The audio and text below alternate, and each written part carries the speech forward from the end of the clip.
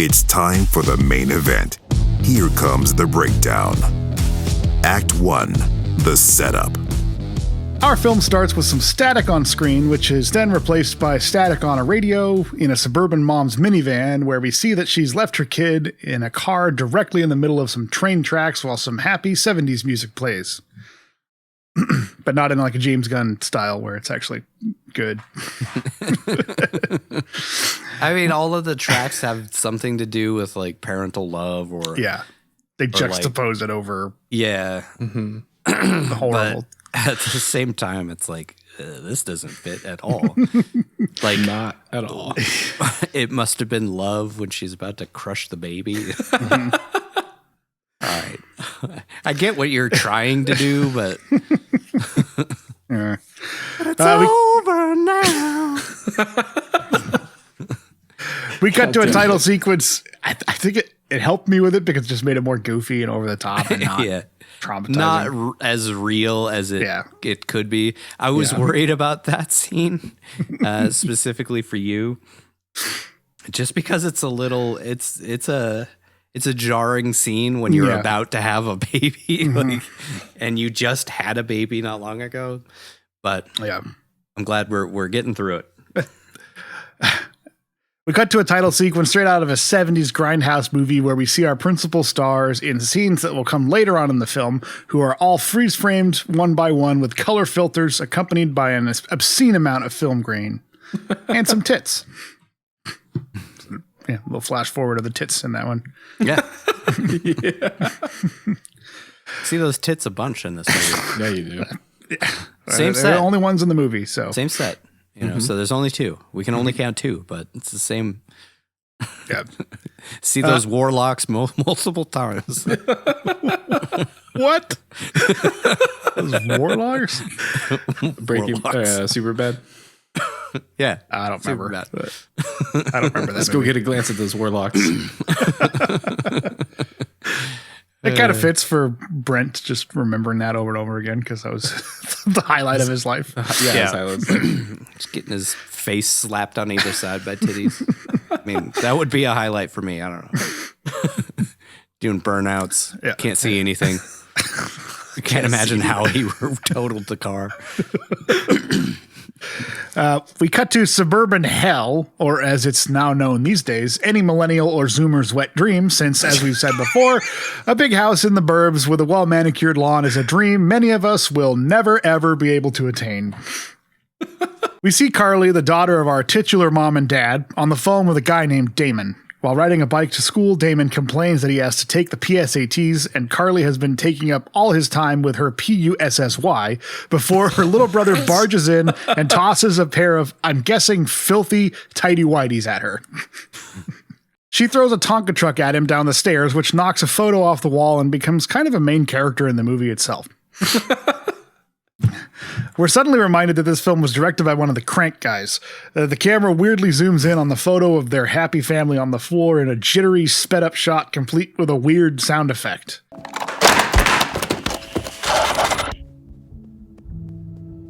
So, yeah, that happened. In case you needed a reminder, the guy who directed this movie also directed Ghost Rider: Spirit of Vengeance.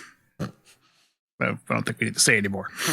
We see Carly guiltily stare at her mom's purse from a hallway while Damon arrives at school to a glitchy song that seems to have taken inspiration from the sound a fart makes in a bathtub.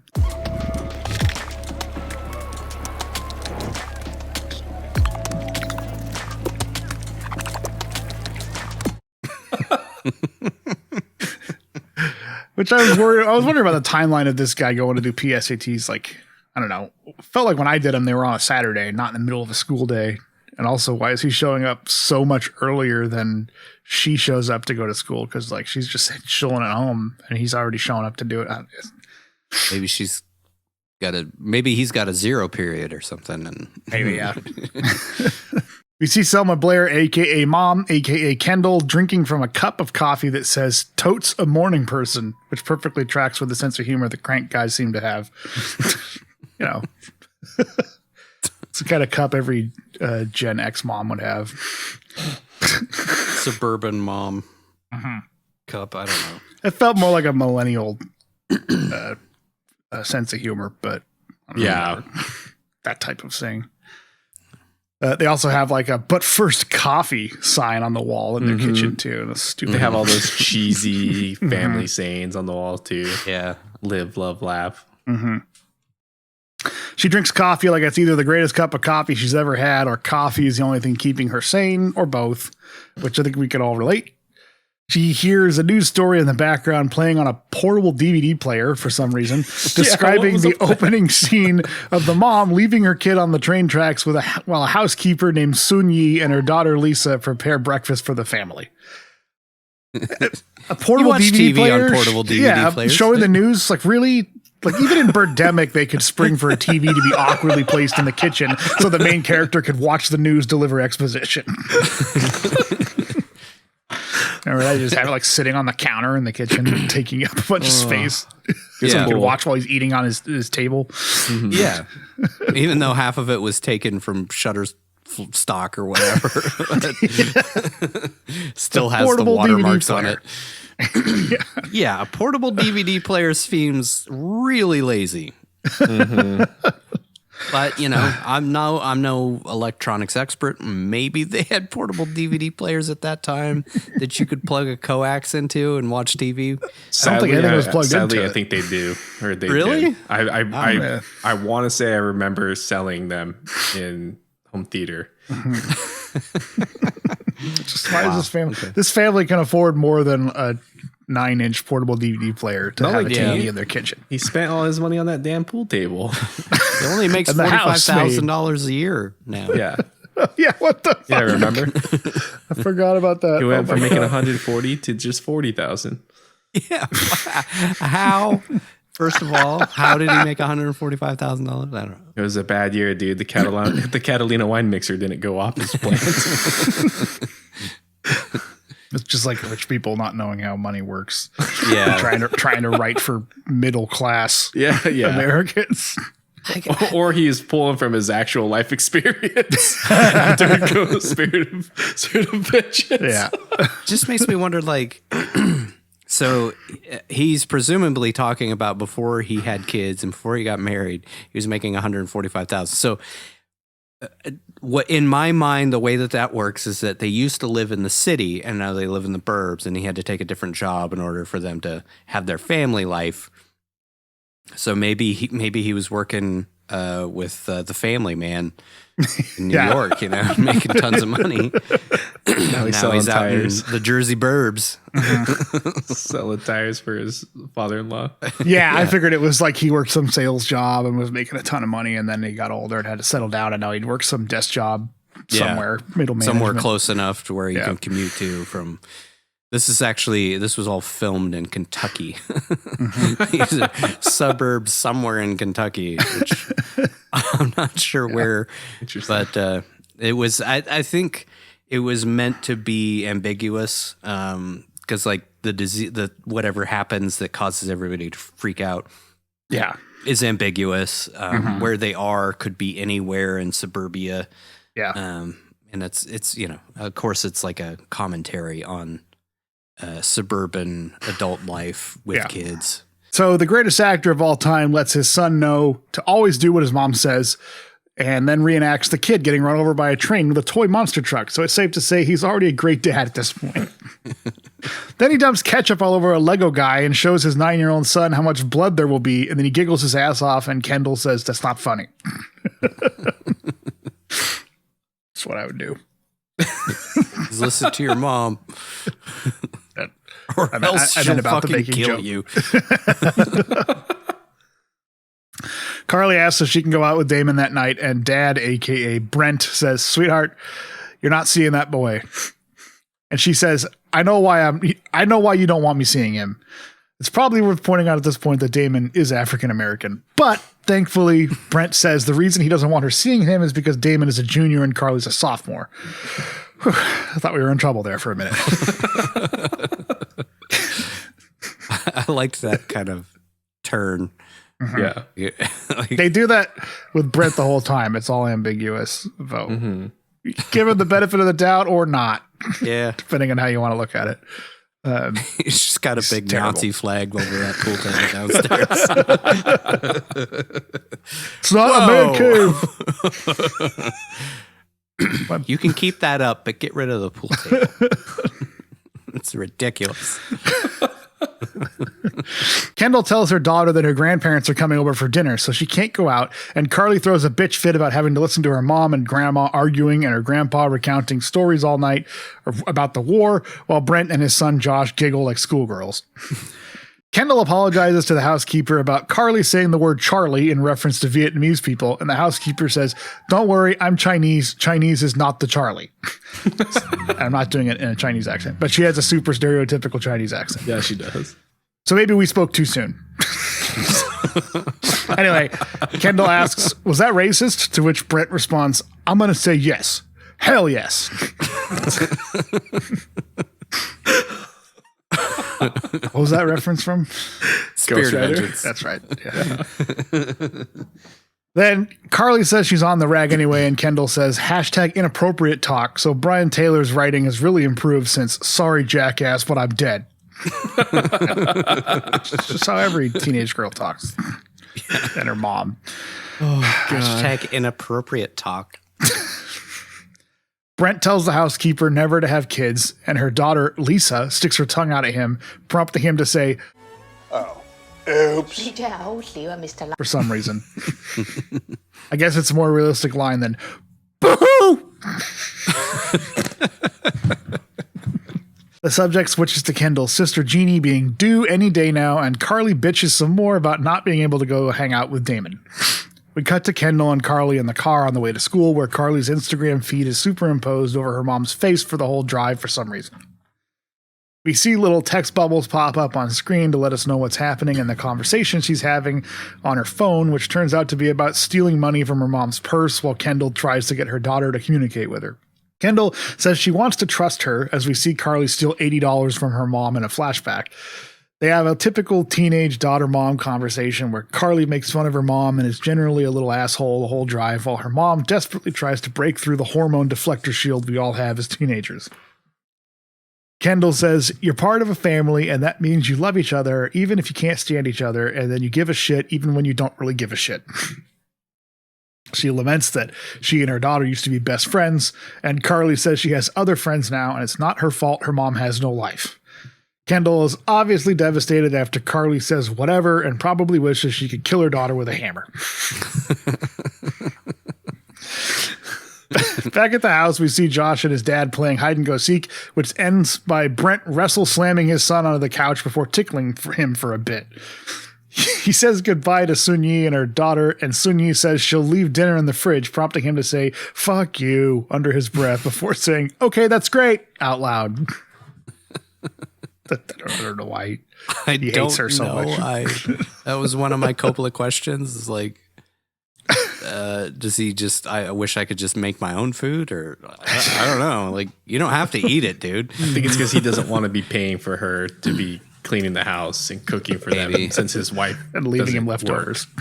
Yeah. Oh yeah, that's true. That makes sense. Fuck you.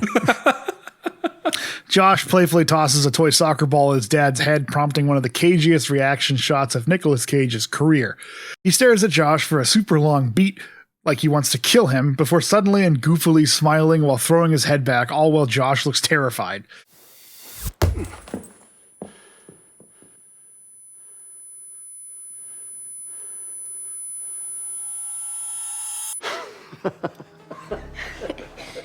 And we hear a high-pitched noise foreshadowing what's to come.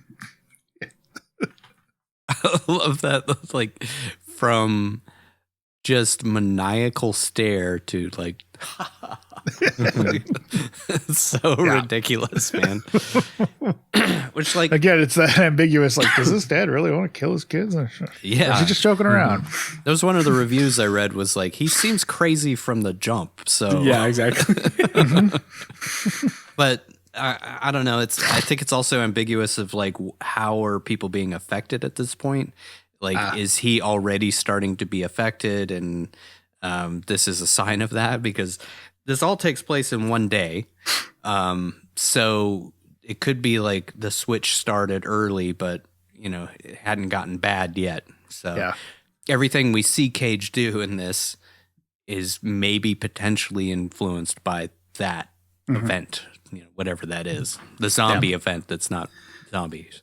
But we know he's got anger issues before all this happened. That's true. And his kids scared of him. So. I don't know if the kids heard him smashed on that pool table up. Well, they have a good chuckle, and Brent says, 10. It's not a guarantee for you. I don't get that. Like I didn't get that line. The kid's 9. Oh, so he's saying turning 10 is no guarantee. 10? It's not a guarantee for you. Got it. He won't make it to 10 because he wants to kill him. Also foreshadowing. Yeah. Also and he makes his way to his car for work. He stops and notices all the houses in the neighborhood ominously look empty with no one in their yards or out in the street.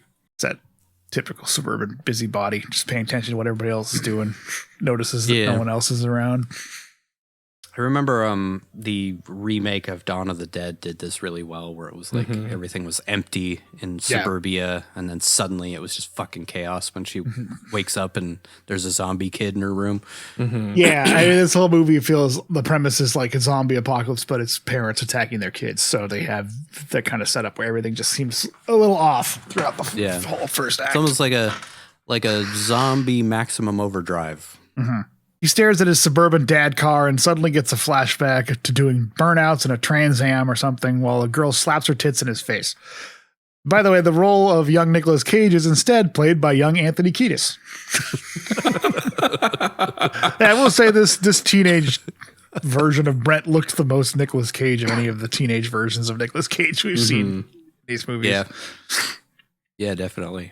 They never find anybody who looks anything like Nick Cage usually. Like, it was pretty good. I think the mustache helped. Yeah. I look like a young Eddie. Yeah, he did. We cut to the school iCarly and Damon go to, which is accompanied by 15 or so seconds of the single worst song I've heard in my entire life. Look a nigga in his eye and tell him get the running. All my niggas coming.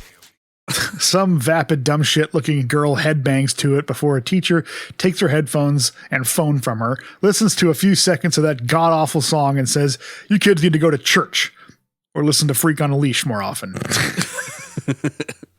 the guy looks like Jonathan Davis is all I'm saying.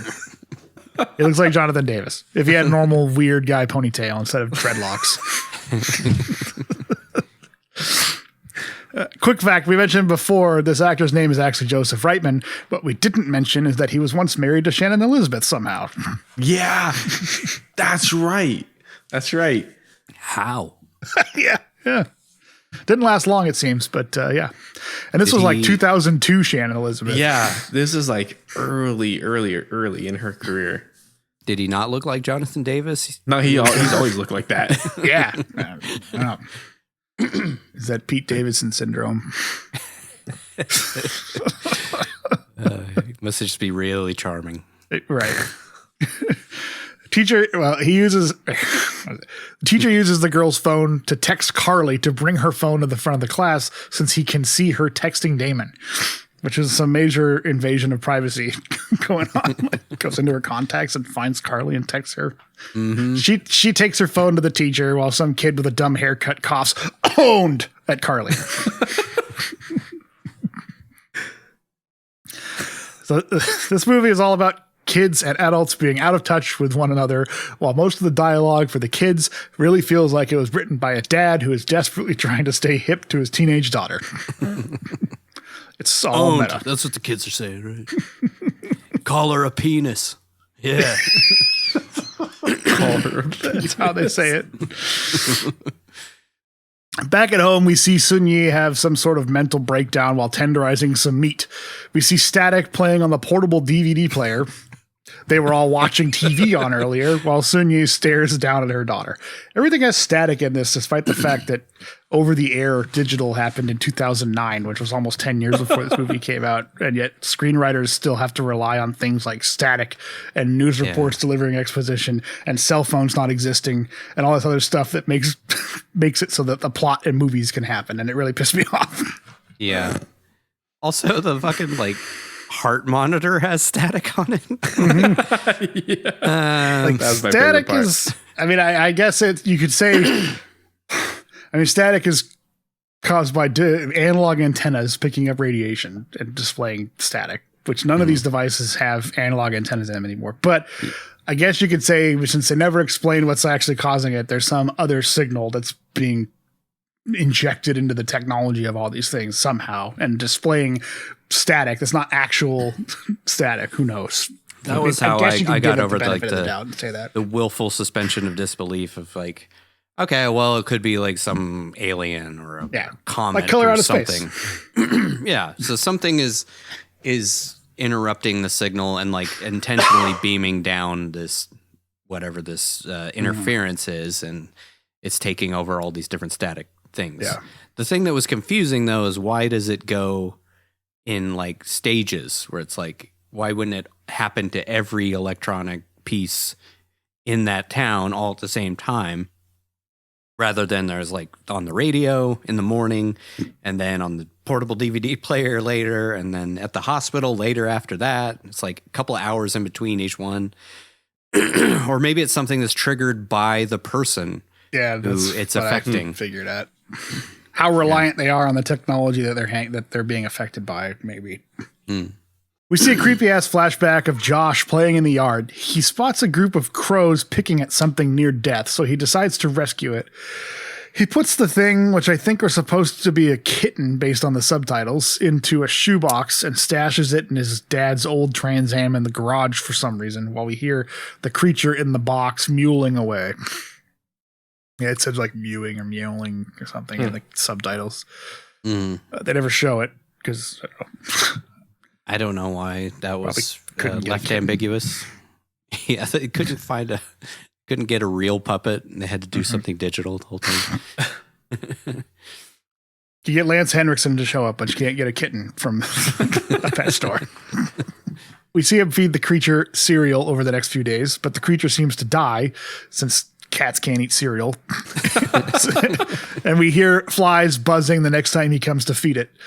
As Josh eyes the dead creature, his dad opens the garage, sees his kid run from his Trans Am, and spots the dead animal. Brent freaks out and screams about not being able to get the smell out, while Kendall tells him it's a perfect excuse for Brent to get rid of the last remaining piece of his youth. That car is really used as a device to explain lost youth. Yeah. They could have just shown the snakeskin jacket he has hanging in the closet. Still, maybe. Back from when he was wild at heart. I like to imagine this was Sailor Ripley in this movie. Oh my God. What a sad... what a sad ending to Sailor Ripley's Can you just imagine story. listening to Power Mad while he's setting the pool table up instead of whatever that was, Misfits or whatever thrash metal that was? I used to be with Lula. Now I'm with Selma Blair. We cut back to the present where Josh hears a loud noise accompanied by Lisa screaming and then repeated slams from the tenderizer Sun Yi had earlier. I didn't actually know that's what was going on. I was super confused by that cut transition. There's a shadow on the wall behind him of you can see the hammer in her hand. Yeah.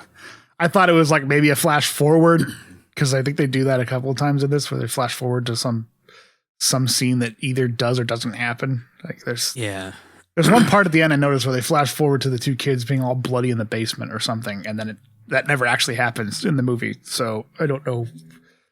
It happens near the end. I don't remember that. I don't remember that. I don't know. First time editor, I guess. It was weird. I think it's when they're in. I think it's when they have Kendall locked in the closet, and then there's like a bunch of shit happening, and there's a bunch of stuff that flashes on the screen, and it shows like the two kids getting murdered or something, and then flashes back like they're imagining that's what's going to happen to them. It's hard to tell. I don't know. Maybe they filmed it, they didn't know where to put it in, so they just threw it in. That whole scene was chaotic, so yeah, I believe I believe that happened. Yeah. We see Kendall at a yoga dance studio, which seems to have a real dust problem.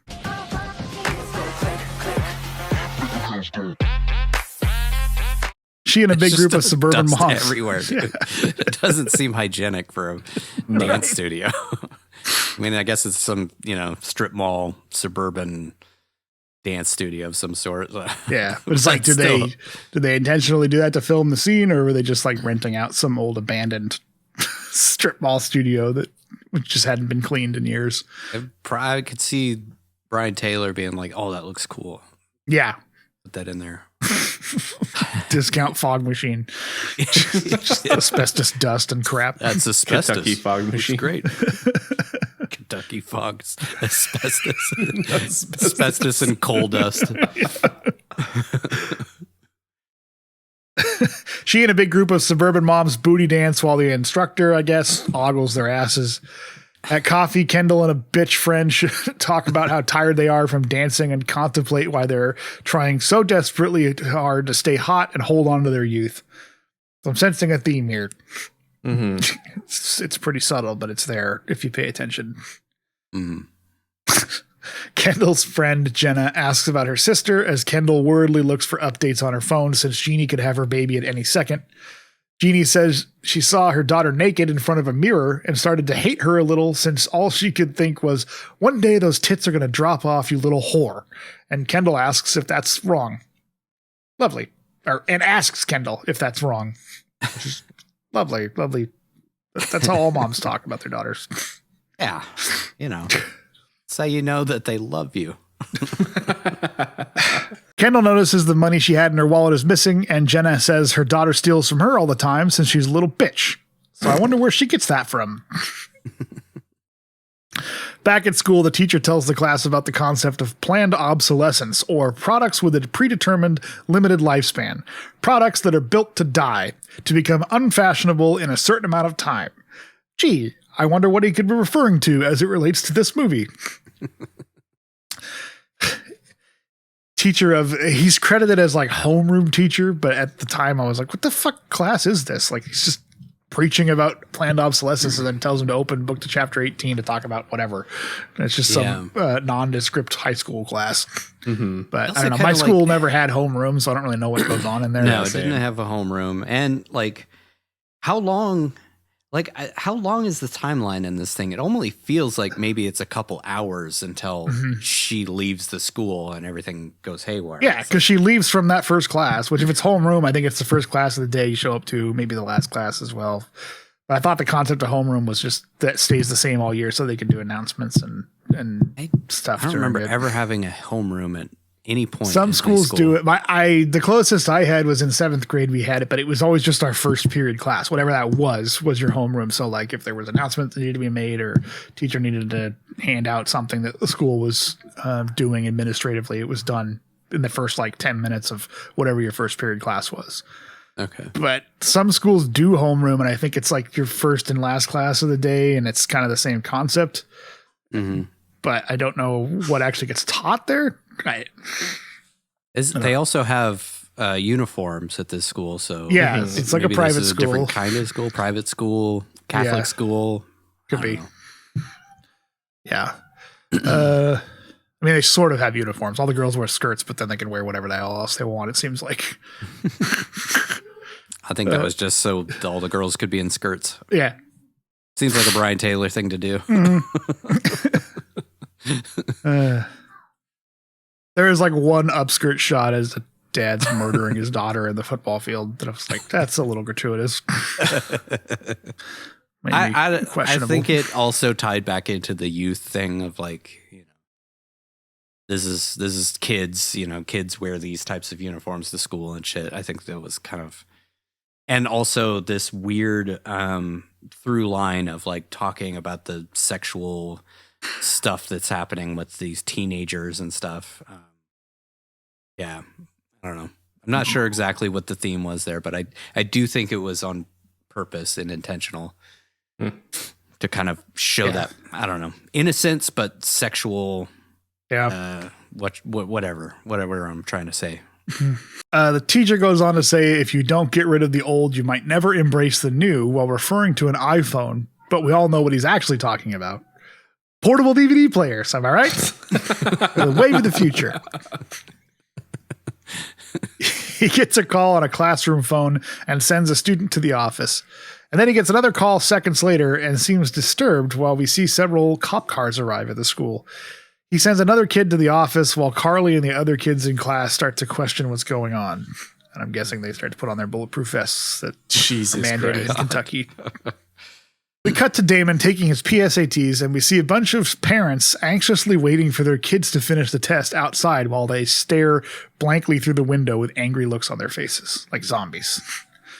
We see Carly and that doofus who was listening to music in class in the bathroom where the girl Riley says her mom is such a penis. Ha! Kids today. Let's be honest, she'd actually be saying stuff like, no cap, my mom is straight cringe, FR, FR. She bitches about her rich parents who obviously give her everything she wants, being complete assholes, and it's clear that she was the one who asked Carly to steal from her mom, and also is the woman Kendall was hanging out with earlier's daughter. Those rich parents who make $45,000 a year. That's a lot of money. Single salary. Well, she seems to make a lot of money. Like that family. Yeah, that family seems to be pretty wealthy based off that house they go to. Yeah. But the still, Ryan family is not like super rich, but but they can send their kids to private school. Yeah, true. Or their other kid never goes to school. The other kid doesn't go to school. Yeah, and he's like 9, so it's like So the housekeeper's kid wasn't in school either, so maybe it was before school. Maybe she homeschools both kids. Who knows? Yeah, teaches him how to mop blood poorly. Yeah. Some chick with black lipstick comes into the bathroom, and we immediately know she's a drug dealer since, she's wearing black lipstick. Carly pulls out the money she stole from her mom, which turns out to be for drugs for Riley. So Riley says, fam, we high-key finna glow up for real. Or something equally stupid. Suddenly the fire alarm goes off, and we see all the kids evacuating from the school. Oh, and Riley calls a fat girl a ham beast, since we've got to have a reason to not be upset when she's bludgeoned to death later. Little bitch. Just waiting for her to die the whole movie. She deserved it. And her bitch mom, too. Yeah. Outside, Riley and Carly spot a parent trying desperately to get into the school while cops escort her away. At the front gate, we see a huge group of parents yelling for their kids. We cut to Damon, who finishes his PSATs before everyone else, and when he opens the door to leave, he's greeted by a group of dead-eyed parents still waiting for their kids. As Damon leaves, he texts Carly that he aced the test, and once he unlocks his bike, we see that all the parents have disappeared since they presumably went into the classroom. Carly and the other kids start... Did he, was the door locked or something? Because why didn't he just come in and start killing all the kids right then? I mean, I think that's a PSAT thing, is they lock the door so you can't come in and out. They don't want they don't want interruptions messing with it since it's timed and stuff. So Damon led to all those kids getting killed. Yeah, because he got done early because he's an overachiever. Yeah. He's the real villain of this story. Just goes to show you, man. Don't try. Carly and the other kids start to get worried by how frantic and worried the parents outside the gate seem. And when one of the kids runs to his mom, she kills her son immediately with a car key. The parents all start to jump the fence, sending the kids and teachers into a panic, so everyone starts running. 28 Days Later style. In a football field, we see one parent suffocate his daughter with a trash bag, then a cop beating the shit out of a mom. He says, I told you to fucking stay back, and then he just screams for some reason. I told you to fucking stay back! I'd ask if the cop was somehow the woman's dad, but I guess it's explained why he would just kill a random woman by the fact that he's a cop. Jesus Christ. So Meanwhile, we see several other parents trying to kill their kids while Carly and Riley sneak into Riley's car. A group of parents run at them, but the kids are surprised to find the parents have no interest in them whatsoever, but they only have bloodlust for their own brood. There was another zombie moment where they're just crouched down and all the parents just walk by them. Mm-hmm.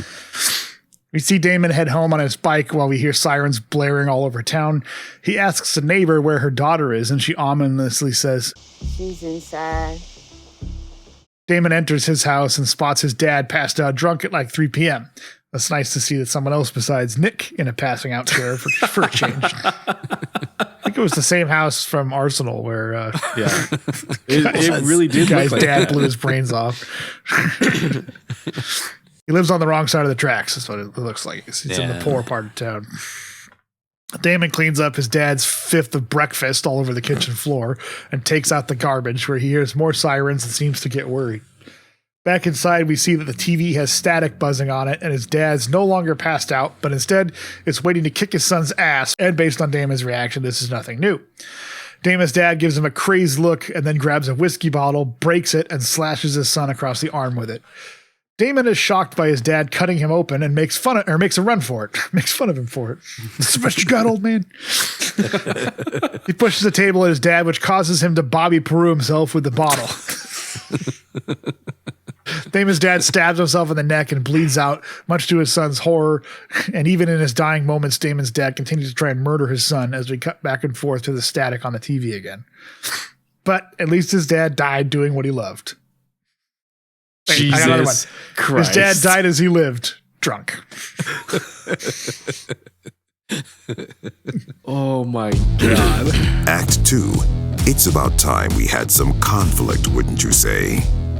We cut to Kendall, who realizes her little angel stole her money. Next, we see her pull out a business card with the name Tanner Lee and the title Top Dog on it.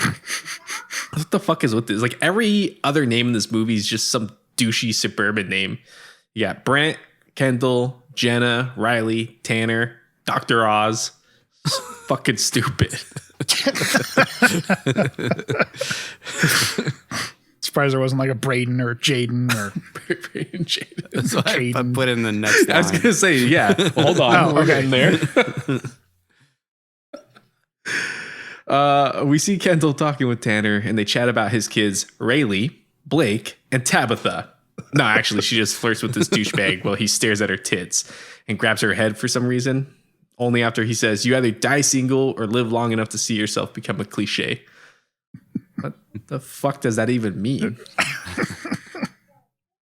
I mean, I get that one.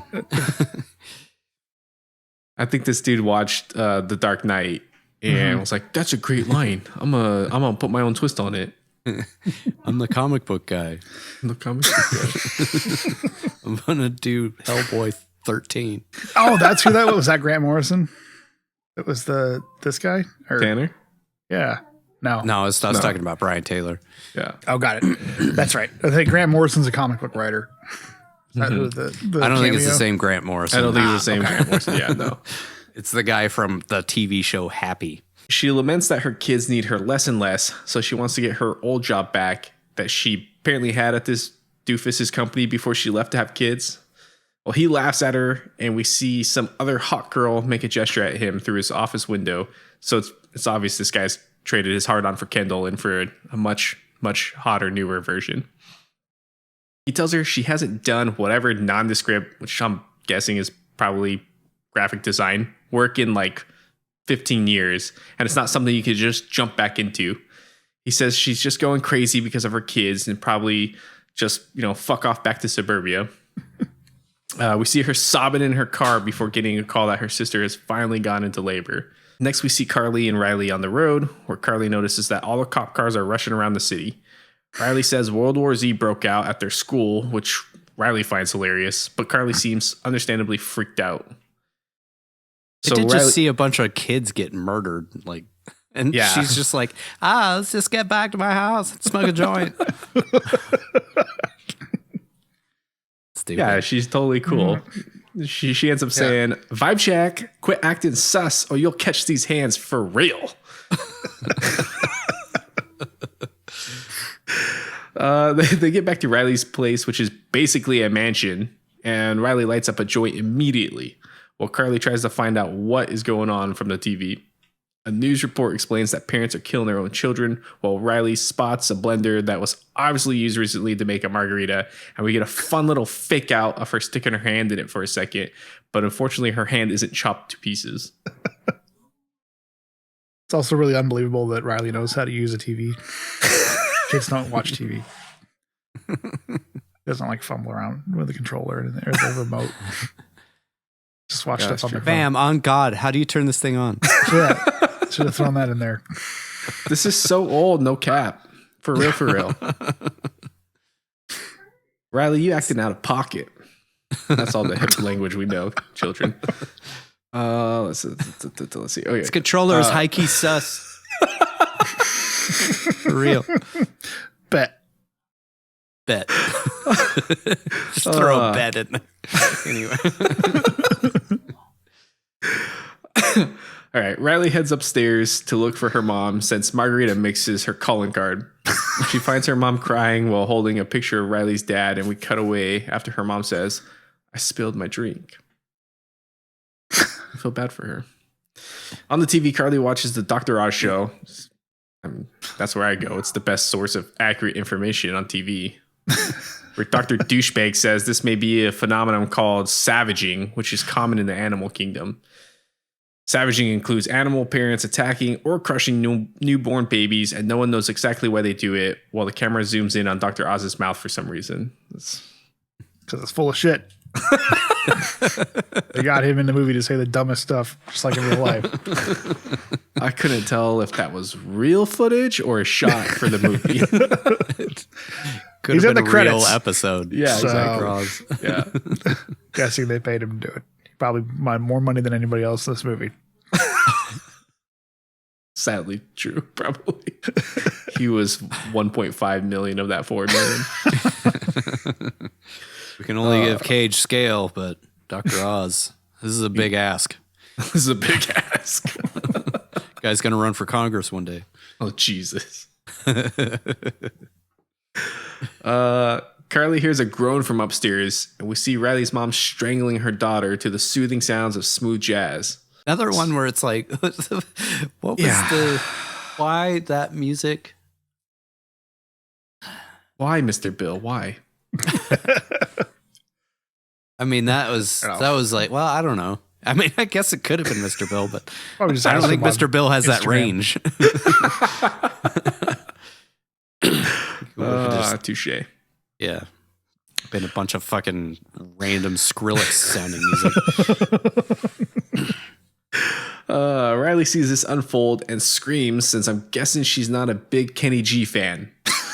Then, emulating her daughter, she says, "Bet she was living rent-free in my head as the main character, so killing her vibe just hits different."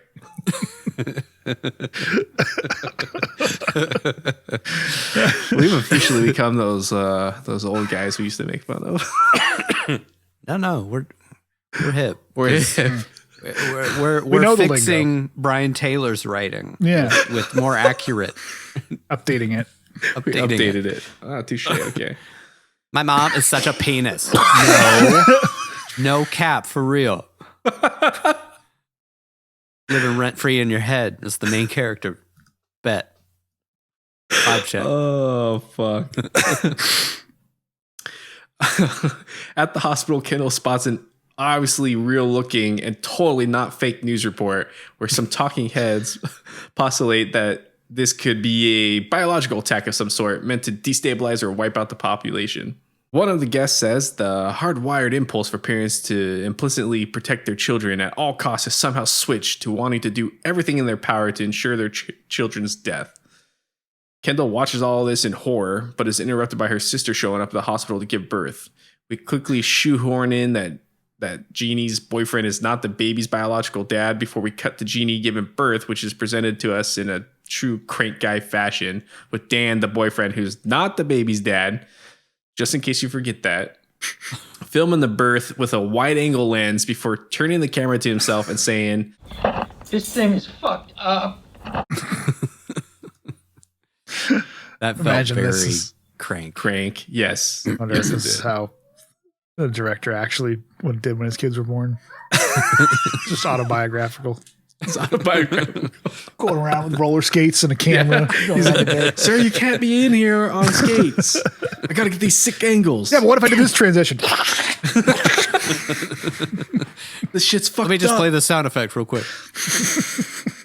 I want you to Anybody got introduce you to got my a- friend, Mr. Bill. Hey, bring that car battery and jumper cables in here. Can we have her give birth on a racetrack, on a horse track? Those fucking movies. Kendall reassures her sister as she screams in agony that the second she sees her baby, the pain will disappear and all her feelings would turn to love. She gives birth while the color grade goes sickly green and everyone is overjoyed for like a second. Jeannie holds her baby and within moments of becoming a mom, the heart monitor flips to static, because that's possible, and Jeannie tries to crush her own newborn child while the song It Must Have Been Love fires up on the soundtrack. Like this whole I guess it makes this more horrifying, this whole idea of like parents wanting to kill their children, but like this was really shoehorned into the movie. Just random exposition added in that first scene where they're talking about Jeannie could give birth any moment, and then it was all just so that we could see a mom try and crush her newborn baby, just because that's fucking horrifying. And I think that was the whole reason it's in the movie. Oh, what's the most disturbing thing we could do? Oh, right. Have a new mom try and crush her baby. Yeah. Kendall wrestles the baby away from her sister and also stops her from stabbing it with a scalpel. Kendall runs from the room with the baby as her sister tries desperately to kill it. And Dan, the boyfriend, not baby daddy, throws up for some reason. Just because it's not that uncommon. Even in normal births, it's pretty gross. Did you throw up? No, but I intentionally didn't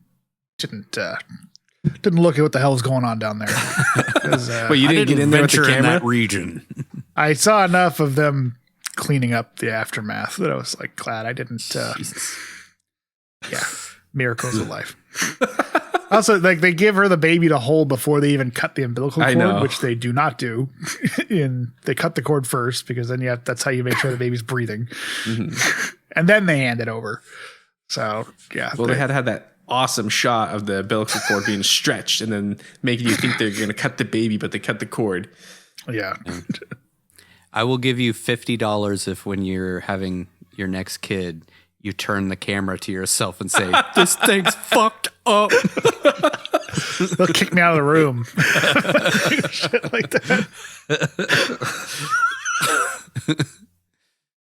Oh, I just would love to see Amber's reaction to that. She'll recreate mom and dad, but Nigel's the kid she's trying to kill. Yeah. We see Carly running home from her murdered friend's house, and she spots a neighbor happily taking practice swings with a bat he must have used to bash his kid's head in with. That was a weird scene. Yeah. What's Damon he doing outside? Like the kid's already dead, and he's out there just taking some practice swings on his way to get the mail, I guess. I don't know. It's weird. Damon happens upon Carly, and they head to her house to try to get her little brother to safety before her mom and dad get home. We cut to Brant at his office, where I guess he fell asleep while watching porn. I mean, he must be working for the CIA again. That's the main takeaway I got from Evan's speech in Dying of the Light, right? Those bukkake layabouts. Values. Watching porn. Forget what else he says. Yeah. He wakes up from his routine after lunch porn coma to his cell phone ringing. He sees the call is from his wife and decides not to answer it. He tells his secretary that he's not taking any calls. So she asks, "What about your wife?" To which he says, "Oh, especially not," and chuckles like a dumbass. I kind of wondered if he had a thing going on with his secretary. Sure. Of some sort. But who knows? Probably. It's pretty horrible. Most of the movie, so yeah. You soon learn how big of a piece of shit he is. Then he leans back in his chair, picks up a photo of his kids on his desk, and then screams at the top of his lungs while the audio cuts out. I was confused as to what exactly that was about, because you don't like want to murder your children until you're like within the vicinity of your children, but you have an overwhelming urge to get to your children. So like, is he just screaming because his suburban life is hell and he hates it? He just woke up and was like, "Oh, I still have these fucking kids." I mean, yeah. God damn it. He just fell asleep watching porn in his office. This is his life. Yeah. He hasn't even been affected by the static yet. This is just Just a nutcase. Yeah. We see Kendall still at the hospital clutching her sister's newborn baby while trying to call her husband. I know who can help with this whole situation. My psychopath, weird as hell husband. That's her first thought. It's like, he'll help me. Why is she calling him? Of all the people to call in that moment. I don't fucking know. Brent, he knows. I think she was trying to call to make sure he hadn't gone back to home. get their kids. Yeah. Or I feel something. like while holding the newborn baby, that's weird. I don't know. It's just Not a a weird. I think it's showing like she's got the maternal instinct to protect this baby because it's not her kid, maybe. Even though that's Yeah. not how instincts work. Like, you think it would just switch to her wanting to kill this kid too, because your instincts don't differentiate. But Yeah. I thought that's what it was. And that she was like, there was like this glimmer of her wanting to protect her own kids, but also wanting to kill him, but knowing she couldn't be near him or something. And she was trying to make sure that Brent hadn't gone back to kill him because she knows that's what's going to happen. I don't know. Yeah, I It guess felt so. like the movie was going to take a different turn, I thought, with how her character was being set up in these Yeah. scenes. Like, I felt like she was Yeah. going to do what she could to protect her kids, and then it just, nah. Yeah. That was where I thought it was going to. Mhm. I thought she was going to be like the hero and she was going to stop Brent from trying to kill her kids. Yeah. And like somehow she isn't affected by this like everybody else, which we also get kind of a switch in the final like battle with the grandparents, spoilers, where she is like, she switches and she kind of like looks at her kid and was like, oh shit, this, I'm not supposed to be doing this. But then she just switches back into that mode anyway. She just is telling the grandma not to kill Brent. And Yeah. for some reason it's not clicking that she shouldn't be killing her own kids as Yeah. well. I think she's trying to protect her husband because that doesn't Yeah. matter. And then Yeah. still wants to kill her kids. I don't. Yeah. Yeah. Well, Kendall's confronted by a nurse and a police officer who let her know her sister has been sedated, but they're going to need her to give them the baby until they know what the hell is going on. Kendall protests and says she needs to keep it, but after some prodding, she reluctantly gives them the baby while asking what is happening. They say they're not sure, and until they know more, they need to protect the children. We cut to a bunch of dads staring at their newborn children through a window as if they're getting ready for a murder buffet while some more fun old-timey music plays. We cut to Sunyi busily mopping up something in the kitchen where she gets a call from Kendall, who asks if everything is all right at home. Sunyi assures her everything is fine, but she's suspicious and asks about Joshua. Sunyi says she's going to make him lunch and that he's hiding somewhere around here. Kendall asks if Brent has come home, and despite numerous reports telling parents to stay away from their kids for their own safety, she decides, fuck it, I'm going to head home to protect my kids. Damon and Carly show up at the house to save her little brother, but inside they find Sunyi cleaning up her dead daughter's blood on the floor of the kitchen. I think you're going to need some OxyClean for that shit, or else it might stay in the floor. It's going to like roll underneath the tile, you know, it gets under the stove. Then flies are going to get into it. Good luck getting it out of the grout. Yeah. You gotta OxyClean that shit. It's a whole situation. Carly frantically tries to get Sunyi to leave, which is confusing to her since she needs to finish cleaning. Just being a really good housekeeper. Like, geez, don't get on her for wanting to clean up the mess she made. Doing my job. You paid me already. Yeah, I haven't even made Brent's dinner yet. I got distracted. Yeah. Sunyi yells about everyone acting so crazy today and heads outside to leave. Carly finds her brother hiding under his bed dressed as a superhero crying. He tells his sister something bad happened to Lisa, and she tries to convince him that they need to leave before mom and dad get home. Outside, we see Sunyi leave and Brent pulls right in afterwards. We hear a dad, played by Bokeem Woodbine for some reason, which was really off-putting. And it took me a second to realize it was actually him. I was like, oh, hey, they found somebody that looks like him. And then they like get closer to him. And I'm like, oh no, why? Why would he do this? Like, are he in this movie now? Oh, no, Yeah. guess not. No, just Why one. is it off-putting? Because it's so random. Like I would never expect him to be in this movie. There's no other, they have Had to have been Nick a and favor Selma to Blair. Brian Taylor. Yeah, everybody else are like small time people other than Lance. But yeah, that just pulled me out of the movie for a minute. I was like, oh fuck. I guess they brought him in because he's the only person that has anything intelligent to say. Like, he knows he should feel horrible for murdering his kid, but he's over the moon about it. Yeah, it's kind of the only time that they really say like how the parent is feeling about what they did. Yeah. Mm-hmm. Also on the portable DVD player.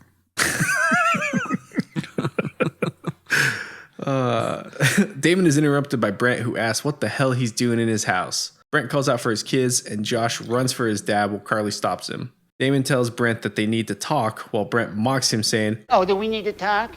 and Damon says Damon can't be there. Cagey moments. Damon insists there's no funny business going on, but Brent says he knows what's going on since he used to be young once too. But kids are different today since they've seen stuff like God damn it. But kids are different today since they've seen stuff like mouth to dildo, dildo to ass, and ass to ass on the internet. It's just what Brent watched at lunch today. That's exactly what he was watching before he passed out. Then he says, "Hi, Brent. Anal beads? Things I only saw in magazines." And assumes that must be the type of stuff Damon wants to get up to with his daughter. And Damon is like, "Big yikes, fam. I don't simp for that snag. Take several seats, old hat." All right. I'll stop. We're done. We're done with the Zoomer speech. Oh, yeah. Old head, not old hat. My bad. Old hat's Old like hat. 1920s. Old hat's a 20s thing. 1920s, yeah. I don't simp for that snack. That might be your best writing you've ever done, Patrick. For real, Say for real, less. no cap. Say less. For real. For real. For real. On For God. real. On God. We're done acting out of pocket. Say less. It's getting really sussy up in here. Josh runs downstairs and calls for his dad, which prompts Brent to snap into murder mode. He turns like the Terminator to his son and bolts towards him while Skrillex has a seizure on the soundtrack. Damon tries to stop Brent, but Brent throws him against a shelf, then delivers the greatest slap in cinema history. He looks at his hand in the air with a satisfied grin, then angrily delivers a slap of God down upon Damon's head, bouncing it off the floor. It's so fucking beautiful, man. This and Arsenal. Like what is the significance of the... I don't know, but I love it. Weren't they... when was Arsenal? Was that like 2018? It was 2017. It was right around the same time. He was just really into that at the time. Yeah. Yeah, I have this idea for a slap I want to put into a movie. It definitely felt like they just had him just do that or just do whatever he wanted, and that's what he did. Because he does the same look up, and I love the look on his face when he's looking at his hand. It's like this like satisfied. He's about to slap the shit out of this guy, and he's wanted to do it for a very months. long time. Because he's no, because he's a junior. Not that junior. other thing. And he knows what he wants. Anal beats and whatnot. Brent's kids look on horrified. And after that glorious slap knocked out Damon, Brent charges at them for a second before slipping on the Tonka truck we saw Carly throw earlier, knocking himself out in the process. I mean, we should point out that Damon's not his kid. So he shouldn't have any desire to hurt Damon other than just wanting to actually hurt Damon. Yeah, exactly. Yeah. So, yeah. That's true. Yeah, he's It's horrible. been a long time a coming. Kid, you've been asking for this. Because they've already established that parents will ignore everybody else to try and get to their kids. So he should have just shoved him to the side and still tried to kill his kids. That's just how much he does he not really like wanted Damon. to kill Damon. I think like part of it is because Damon is like hindering his ability to get to his kids. Like Damon has stopped him. So he's like, I need to beat the shit out of this kid so that I can get to the other kids. But at the same time, it's just like, yeah. But I think they show in other Anal parts beads? that like people don't they don't try to kill the person that's stopping them from getting their kids. They just try to get past them to get to their kids. Yeah. So if anything, Fred's just him a fucking stopping, lunatic. Right? yeah. Anything, him stopping to beat up Damon allows more time for his kids to get away. So you think he would have just ignored it and bowled over him, trying to get to him. Yeah. His reaction really to her being beat him up. mildly upset about him buying a pool table shows this guy's got some fucking problems already. Yeah. The kids run to the basement and lock the door rather than go outside and find literally any place their parents don't frequent. But downstairs, they quickly spot a pool table that has been smashed into pieces. We see a caption on the screen that says 3 weeks ago. We see that Brent had tried to recapture some of his lost youth by buying himself a pool table for the basement.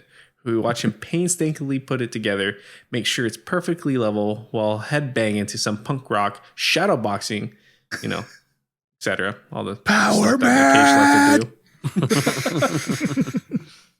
But his fun is interrupted by his wife, who is shocked to see he bought a pool table without asking her.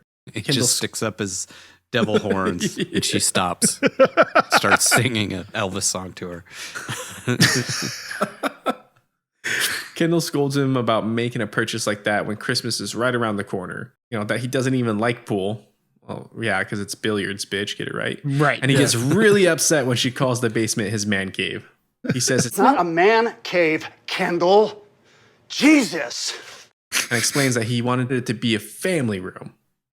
Get out of here. We got Michael Biehn and Charlie Sheen coming over. Yeah. We're gonna make some sweet poetry in motion, baby. Never cross the line. That is poetry. She says the it's whole not a house. Man cave, Kendall.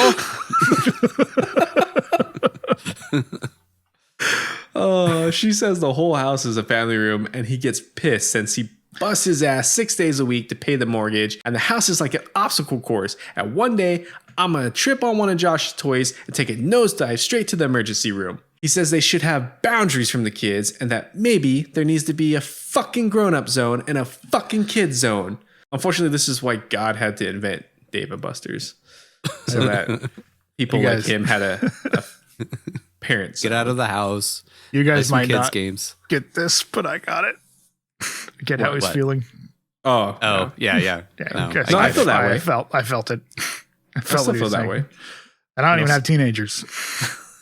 Yeah, it's gonna get worse, man. Nigel's like, I really responded to his anger in that scene. I really wanted to kill my kids, though. She tries to explain that she's not the bad guy and doesn't want to be the one to shit on his dreams of having a family room, to which he says, do you think I want to be the one who has to build a fucking family room? While bashing the table with a pool ball and screaming. He notices he messed up the leveling on the table, which he just spent hours trying to perfect, which causes him to fucking lose it. He says he'll take care of this for her and smashes the pool table to pieces with a sledgehammer while singing the Hokey Pokey, which honestly is absolutely spellbinding. Oh yeah, you put your right foot in, you take your right foot out, you do the hokey pokey and you fucking work it all out. This was all improv by Cage, by the way. Yeah, I believe it. The smashing was happening, but everything he says while the smashing is going on was improvised. Yeah, it felt like it, especially since he was out of breath and he was struggling to get things out. Yeah. He smashes the shit out of the table while she's terrified on the stairs before he says, "You're right, honey. I hate pool." And says he's not a big fan of machine part sales either, which I guess is what he sells for a living. I don't know. 6 days a week selling machine parts? I don't know. I guess it's a sales job. You gotta gotta get that hustle. I guess. Yeah. He cries this isn't the life he had in mind as a young dude, and he was gonna grab the world by the balls and squeeze, boy. Should have just got a pinball table. Set that up with some energy drinks. His own little oasis. Maybe this is the aftermath. Willy's Wonderland is the aftermath of this. That's why he goes mute. Nick then delivers an incredible monologue where he remembers being young. Damn it, I remember that kid I used to be like it was 4 fucking minutes ago. My feet barely touched the ground back then. My kill ratio was 9 out of 10. It was 100% sex. And that guy, in a million years, could never have pictured this tired motherfucker he turned out to be. Flat on his ass, fat, bald, cottage cheese, fucking ass, blue bonnet, butter, waistline with hair coming out of his ears and nose. And my salary went from $140,000 to $45,000. Then he asks his wife, does any of this make sense to you at all? And she answers, of course it does. She says that she had dreams, but always knew there was this bigger thing coming of having a baby.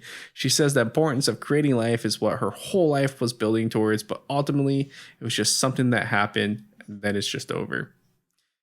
Brent reassures her and says he knows they're doing things right, but it's just hard to get his head around it since he used to be Brent and she used to be Kendall, but now they're just mom and dad.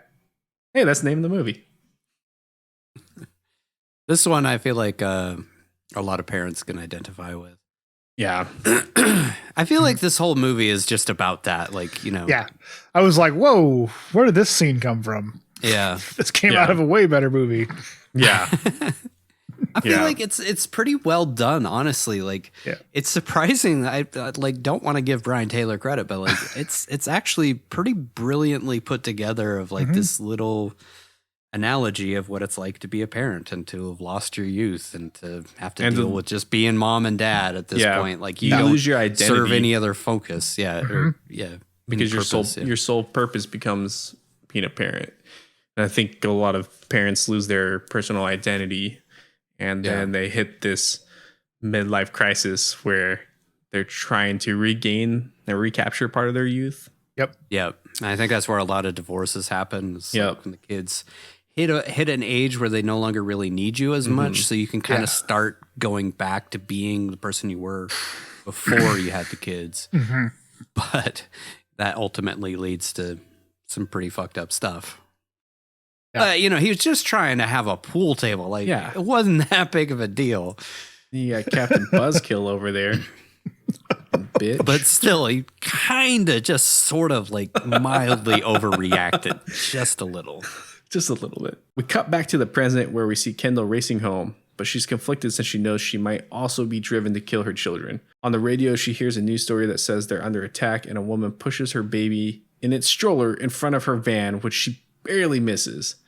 The radio then says, you're going to want to go to your children. Your natural instinct is to protect them, but do not go near your children at all.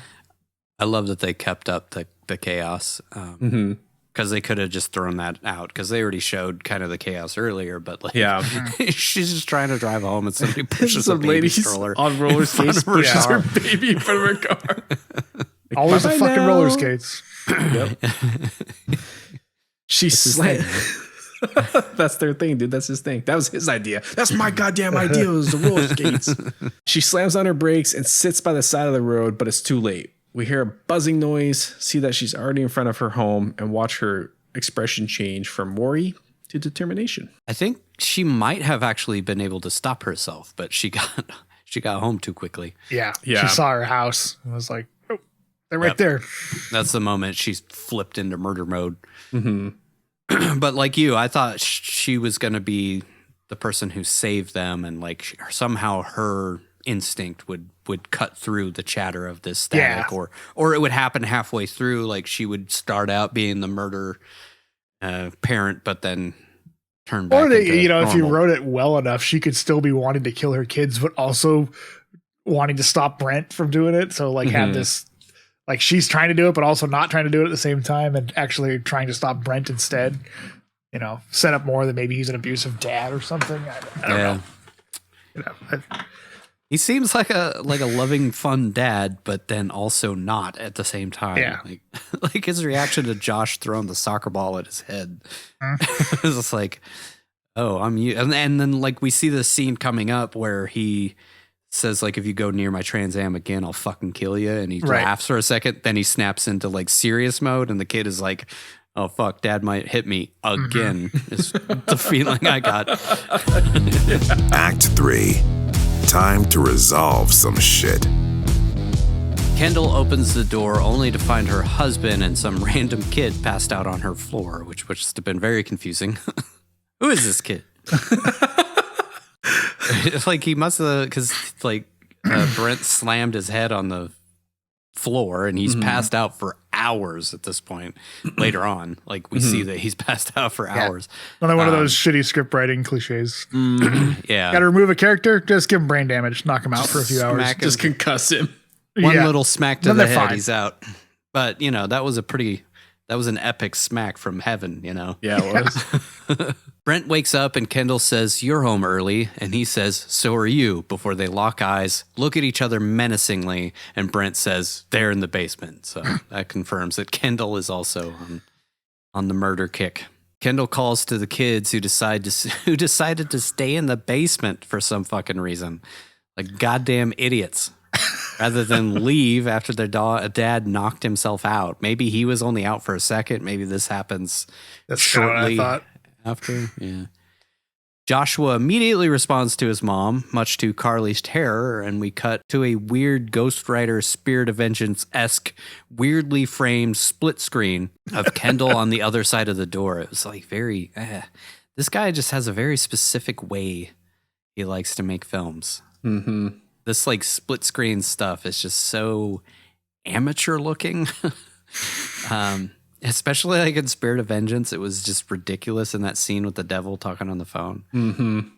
And then it happens a few times here too. Not as off-putting in this case, but I know why he did it because we need to see both reactions on both sides of the door, but it just felt like it was something he came up with after the fact and was just like, well, I have After Effects. Let's just put it both in. I have After Effects. Kendall pretends to be happy the kids are all right, and Carly admits to her that she stole her money from her purse. Kendall says it's okay and to unbolt the door, but Carly says they're not coming out and that she and her dad need to leave. Brent is ever so slightly less subtle. He slams on the door and says, Your motherfucking mother should open the door! And motherfuckers, you're going to open this motherfucking door! Fucking amazing. Then he starts sobbing, collapses against the door while saying, Carly! Not so helpful. Reggie! This was really weird delivery. Fucking amazing, though. Should have gone with, open it, open it, open it, open it, open it, open it. Amazing. Kendall says, that's not so helpful. It's the same guy who wrote, I'm dead, jackass. They're scraping at the door. Yeah, she's actually scraping at the door with the reciprocating saw here in a second. She gets a reciprocating saw from a toolbox, and he tells Kendall it won't cut through the door, and she says, the hell it won't. It's a sawzall. That means it saws all. Like, how the hell is this guy able to hand restore a Trans Am and he owns a Sawzall, but doesn't know how to cut doesn't know that it can cut through a door. Can't seem to cut through that thin as hell door, which he stabs through with a knife later on. Which he is able to cut through the door later on. I don't know why he was like, that's not going to cut through that door. Anybody And who's then used 5 a minutes Sawzall, later, it would totally cut through a door. It's fine. she starts sawing at the door, which doesn't work. So Brent says, fuck this. I'm tired of messing around with this shit. You want to get things done? Huh? I'll get things done, while grabbing a gun safe from under his bed, or under their bed, I guess. Kendall starts to make traction sawing into the door while the kids scream in terror, and Brent opens the gun safe only to find his gun is missing, and we hear 2 shots. We see Kendall screaming like a banshee.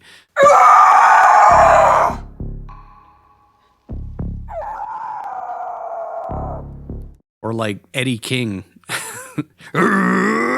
She's got a real weird way of screaming in that scene. Yeah. And we see Josh is holding the still smoking gun. She's screaming like Eddie King, complaining about some fucking hangers. And we see that she's been hit in the arm. She asks Brent if he has an explanation as to why she's been shot, since she didn't even know he had a gun, while bitching to him about how dangerous guns are.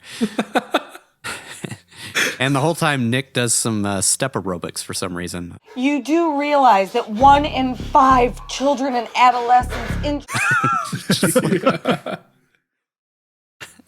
It's like such a hilariously weird scene. Then we see a fun little PSA about gun safety in America, in the form of Josh discovering the gun case at some point in the past, figuring out the code is his own birthday, him loading the gun, and then doing some taxi driver you talking to me shtick in the mirror. Except he's talking about bringing it to school and shooting a bully. Yeah, that tracks. America. Back in the present, Kendall says she has an idea. They bandage up her wound while Cage does some fun little improv counting, and the whole scene just felt like he was just improvising everything, wrapping her arm. 1, 2, 3, 4, 5. So over the top weird. Downstairs, Carly assures her brother.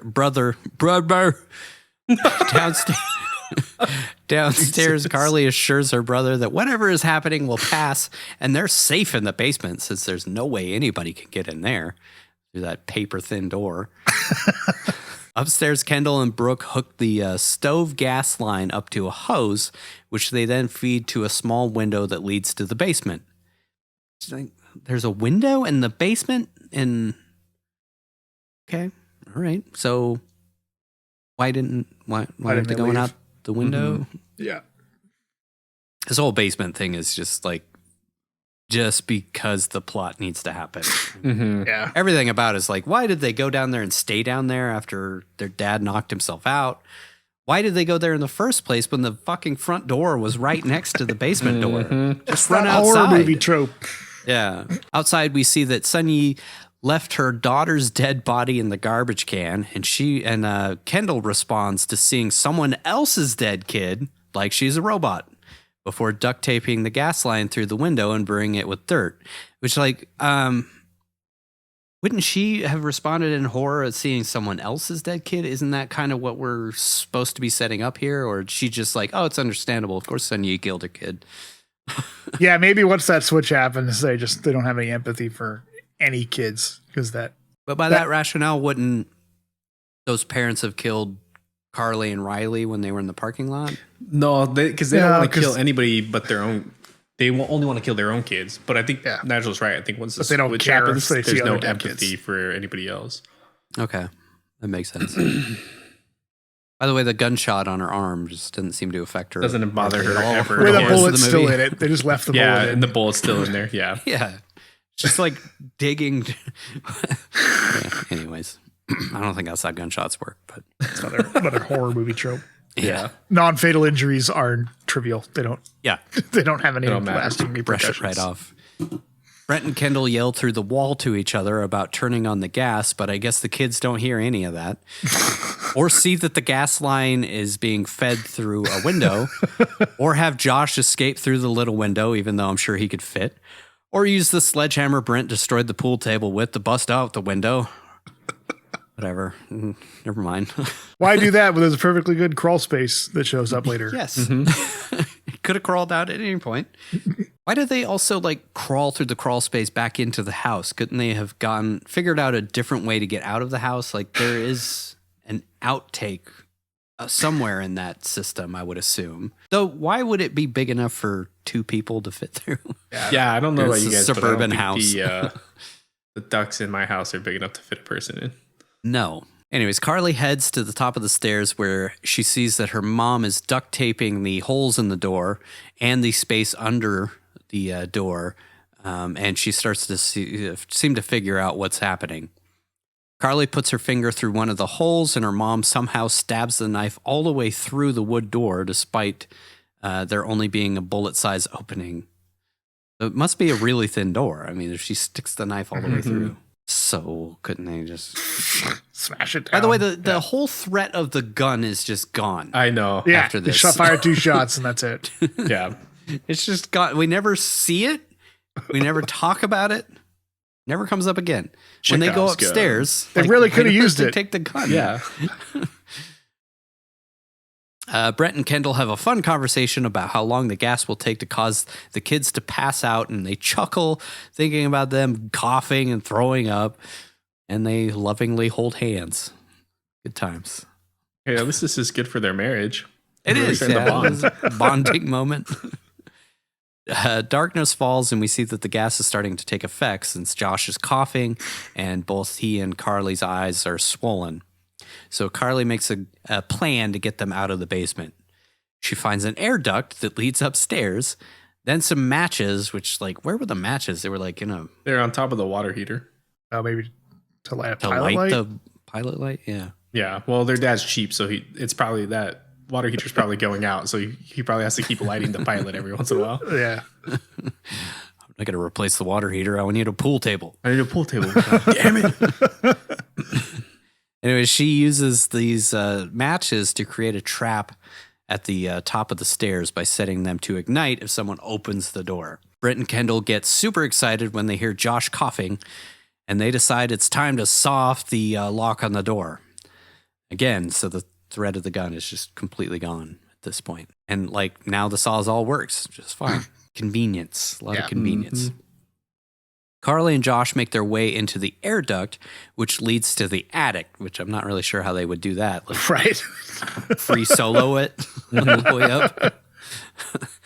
While Kendall grabs the tenderizer Sun Yi used to kill Lisa earlier. That thing's getting a lot of use, man. Brent finishes with the door, opens it, and the matches ignite, sending him flying backwards from a huge fireball, which I would call an over-the-top gratuitous slow-mo shot. But after seeing Arsenal, seems pretty tame in comparison.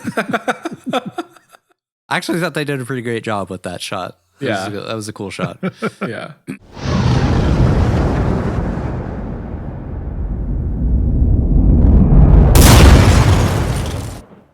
I'm usually not a big fan of those types of shots, but it looked great. Yeah, that was a good shot. We cut to black, and after some time, see Kendall on the floor covered in debris. She wakes up and immediately reaches for the meat tenderizer. Like, this is another spot where I thought maybe she was going to snap back to reality. Mm-hmm. Got knocked out or something, but no, just still right back to murder mode as soon as she wakes up. She finds that Brent has been blown completely through a wall, which I think is into the kitchen. I wasn't sure because he's got, like, I think it's like a pantry or something. Mm-hmm. He's got, like, yeah, because he's got the Fruit Loops on his face. Yeah. Yeah, that's right. Yeah. As we see later, aside from being covered in Fruit Loops, he seems perfectly fine after being blown by an explosion through a wall. But also, that fireball was pretty small. For what should have been the entire basement engulfed and should have blown the whole house up or lit everything on fire. That was what I thought was like, wouldn't that just blow up the whole house? Like, plus, they never turned the gas off, so it would have just been pumping more gas. They do cut the gas off. Oh, okay. He cuts it off after they hear, like, Josh being sick, and before he opens the door, you do see him switch it. So but still, there's no fire whatsoever. Yeah. After the entire everything basement downstairs erupts. seems okay. Yeah. It's a little singed, but mostly all right. Carly crawls down out of the attic. Her mom hears her, and when they lock eyes, Kendall sprints at her like she's the T-1000. Carly runs to from Matchstick Men. Yeah, the Matchstick Men, that dude. Carly runs to a bedroom and locks the door, but of course, Mom bursts through that in seconds flat. We see a quick cutaway of Carly as a child trying to put on lipstick in front of a mirror, and we see Kendall supportively show her how to put it on properly after Carly says she was scared that she did something wrong. Kendall says, "You never have to be afraid of me," before we cut back to the present where Kendall has busted through the door and is ready to smash her daughter's head in. Nice juxtaposition on that. Mm-hmm. She runs to her daughter, smashes the mirror that we saw in the flashback with the meat tenderizer, and Carly bites her mom on the bullet wound from earlier. Pretty messed up. Yeah. Biting a bullet wound. But again, Effective. Totally fine. Outside, we see that Damon has woken up and comes to his girlfriend's aid. This is the first of many times where he gets knocked out and gets back up. He grabs Kendall before she can bludgeon her daughter to death, and together, Carly and Damon lock Kendall in a closet. We have a fun, not forced at all, bit of levity with Carly saying, "It's usually not this bad," to Damon, since this is the first time he's meeting her charming parents. They just laugh and laugh, and Damon says he thought his parents getting a divorce was the hugest tragedy of his life, but ironically, it doubled his chances of survival. Josh makes his way into the room and is baffled why these two idiots are laughing and on the verge of making out. So he asks, "Where's Mom?" And on cue, Kendall opens the door and stabs Damon through the cheek with a coat hanger. Fucking hangers! Fucking hangers! Carly tries to help Damon, which allows her mom to get out, and she again grabs the meat mallet. She tries to hit her daughter, but again, Damon is caught in the middle and is struck in the face, causing him to fall over the banister and down to the first floor, striking the railing below. So he's back out of the picture, but totally fine later on. Would have busted like his entire rib cage. Or his neck, the way he bounced off the chair. Yeah. That was a and cool not to shot, mention he got too. hit in the head first before he fell off the stairs on top of his other head wound. Slap of God was way more damaging than a meat tenderizer. Tenderizer and a fall off the second floor. Carly grabs Josh and they head downstairs while Mom continues to give chase. Downstairs, we see Brent is awake and he fires up the Sawzall. In a beautifully cagey delivery, he says, Sawzall means it saws all. It's our quote of the film. Fuck yeah. Brent and Kendall corner the kids in the kitchen while Carly apologizes for being a bitch earlier and repeats her mom's statement about how they're a family and they love each other, even though they can't stand each other. You give a shit even when, but Kendall cuts her off by saying, whatever, which is what her daughter said in response earlier.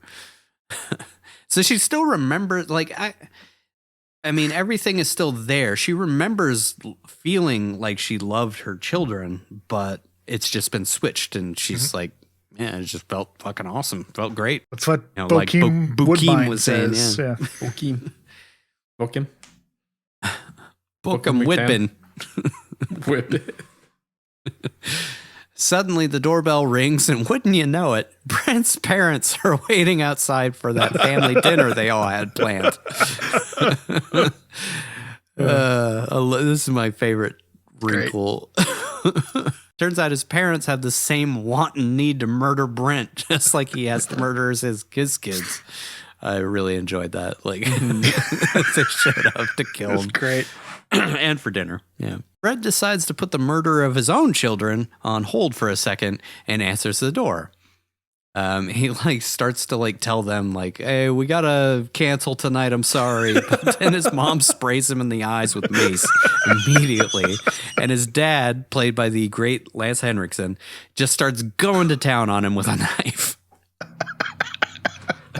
Fucking awesome. He stabs Brent in the stomach a couple times, and Brent stumbles to the living room, shocked that his own father would stab him. Then he says, "Oh, holy shit! Dad! You killed me! You fucking killed me!"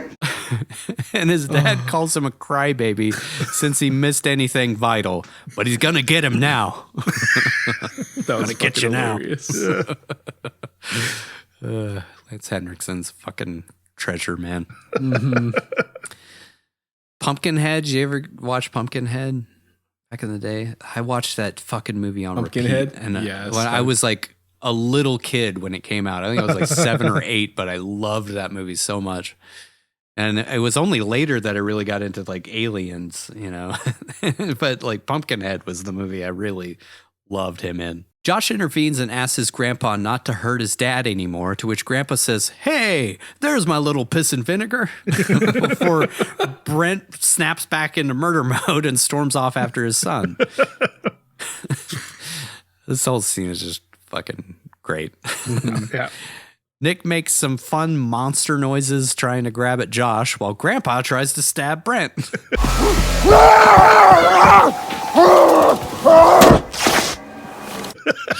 Just wacky fun.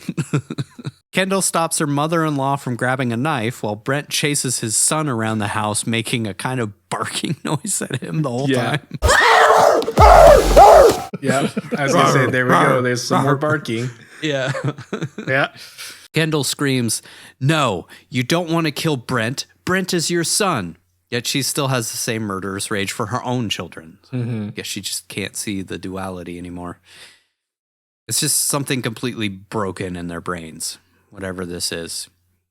We'll contemplate this afterwards in the questions, but like, is it aliens? Is it like another government? Is it It's the Chinese. some ISIS. ISIS? They mentioned ISIS earlier in the movie. Yeah, Really? that's true. Yeah. Yeah, one of the kids like maybe ISIS dropped a bomb on the school or something. Yeah.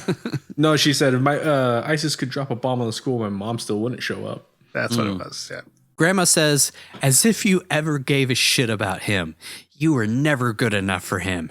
You're a whore." Kendall's not even a real name. Speaking the I truth. love this actress. It's like one little moment with her. She was amazing. She murdered it. She's only in this like one. I think those are her only lines right there. Out in the garage, Brent chases Josh, who jumps into Dad's childhood. Oh, I mean his Trans Am. Where Brent swings at him with a pickaxe, but before he can make contact, we have another family bonding flashback. We see Brent and Josh outside enjoying a summer day where Brent drinks a beer and Josh licks a rocket pop. Brent says, "Well, you fucked up, son, but what if I told you I fucked up even worse?"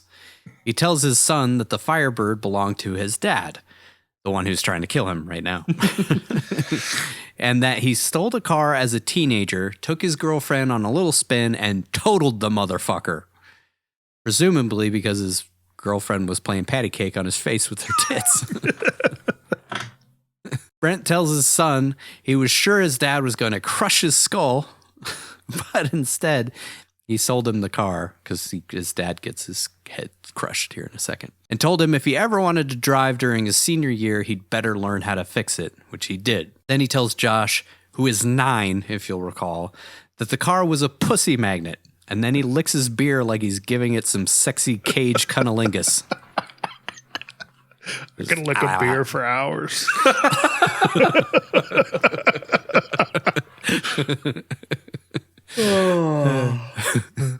Dad. Josh apologizes for leaving a dead animal in his dad's car, and Brent jokingly tells him, "If you ever touch that car again, I'll fucking kill you." Then they laugh for a second before Brent goes back to being serious, and Josh gets all sorts of uncomfortable. I love that. That kid was great in that moment where he like snaps back up. Oh shit, he's serious. We cut back to Brent destroying the previously mentioned pussy magnet with an axe while his son screams inside. Josh starts the car since I guess the keys were left in it, triggering that "Do you remember the 21st night of September" song to fire up on the stereo. I guess that song was supposed to signify like him remembering being a kid and driving that car around, but I don't know. It was tying back into that scene we just saw. Grandpa shows up again and starts stabbing Brent in the legs while Brent screams like his ball just got blown off.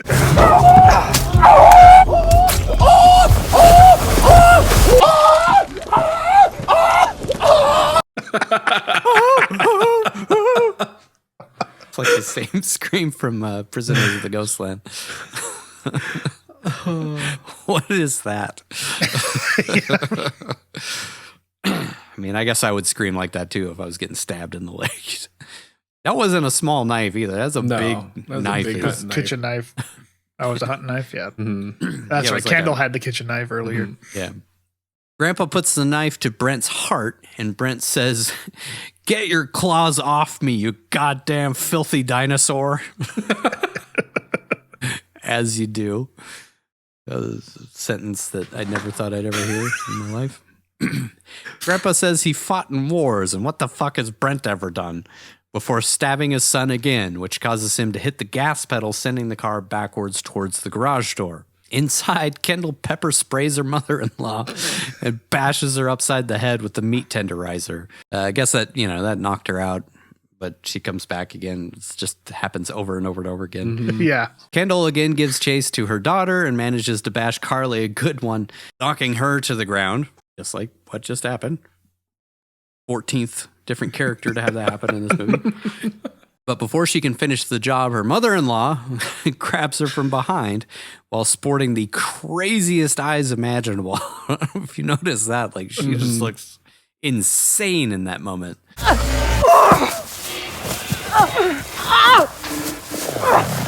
I'm guessing I haven't really, I didn't really dig into her background, but I'm guessing she's in a lot of horror movies because she just seems perfect for these types of movies.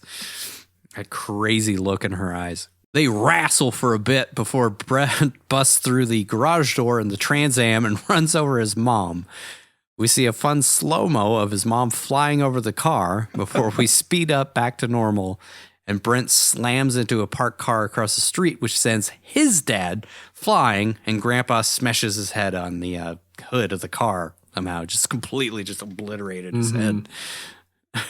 Well, he's old. His skull is soft. Yeah, that's true. That's true. Smash with a pumpkin. His pumpkin head burst all over the front of the hood. The slow-mo shots in this movie are perfectly executed, whereas the Arsenal ones were just stupid. Yeah. Really did nothing for the movie whatsoever. Yeah. Josh and Kendall both look on in shock before Kendall laughs like she just farted in a bathtub.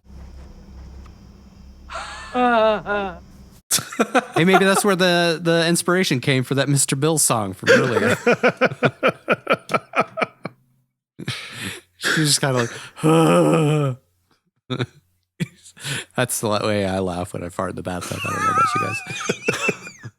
you guys. Carly comes to and is clearly over this bullshit of her mom nonstop trying to kill her. Like, she wakes up, she's like, "Oh, fucking just still. Can we stop already? No cap, I'm totally over this." Damon suddenly comes to as well and reappears for the 18th time from inside and bashes Kendall in the face with a shovel, knocking her out. He's just conveniently there when they need him and not there when they don't need him.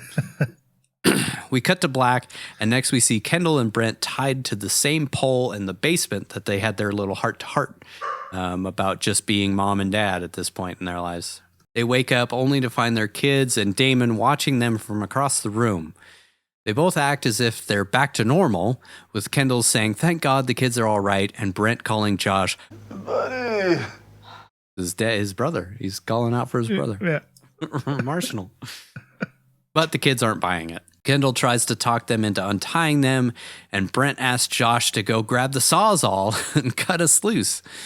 But they go back into murderous rage pretty quickly after that. We see one of the pool balls from Brent's destroyed table roll towards him, which prompts him to chuckle and then just starts sobbing. So, are they back to normal at this point? Are they not? Kind of ambiguous. Yep. Josh and Carly tell their parents they love them, and Kendall says, "Don't you both know that we love you both more than anything in the whole world?" And then Brent says, "But sometimes we just want to." And then we cut to the credits, which are accompanied by the sound of two robots having sex, I think.